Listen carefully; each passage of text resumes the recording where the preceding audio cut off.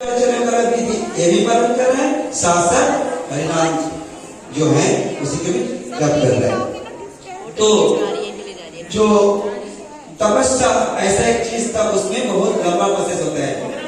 सत्ययुग में क्या होता था, लोगों के पास बहुत लंबा आयु होता था, 1 लाख साल लोगों के पास आयु होता था। 1 लाख साल में से 50, 60, 70 हजार साल तक वो क्या करते थे, तपस्या करके बिताते हैं, भगवान की प्राप्ति करते थे, घनघोर तपस्या करते थे, बिना खाए बिना पिए एकदम 60, 70 हजार साल तक। हमारे पास इतना आयु नहीं है, इसलिए हम तो वो सत्ययुग वाला बात पहले भूल जाए।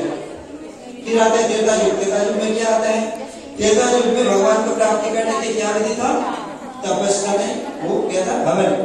हवन में क्या होता था, हवन में शुद्ध ब्राह्मण चाहिए होता है, शुद्ध सामग्री चाहिए होता है और शुद्ध वैदिक मंत्र चाहिए होता है।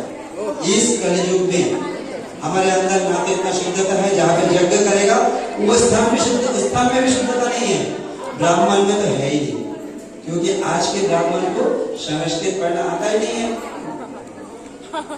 उनको संस्कृत उच्चारण करना आता ही नहीं है।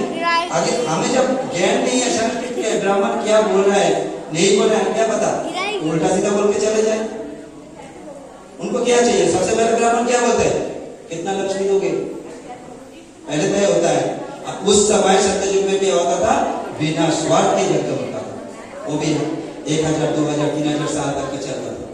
तो उस समय क्या होता था, उस समय बहुत सारे यज्ञ होते थे, जैसे अश्वमेध यज्ञ होते थे, अश्वमेध यज्ञ होते थे।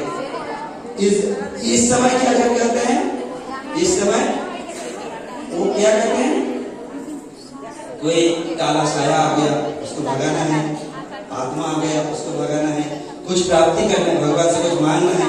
तो इस यज्ञ में स्वार्थ है, जिस यज्ञ में स्वार्थ होता है वो यज्ञ वो पूरा नहीं होता, और साथ साथ वैदिक मंत्र उच्चारण भी ढंग से नहीं कर पाते। इसलिए हम ये यज्ञ की सामग्री में जो आहुति देता था, क्या देते थे, जो शुद्ध चीज का वो हम दे नहीं पा रहे, इसलिए सत्ययुग वाला विधि हम अपना नहीं सकते।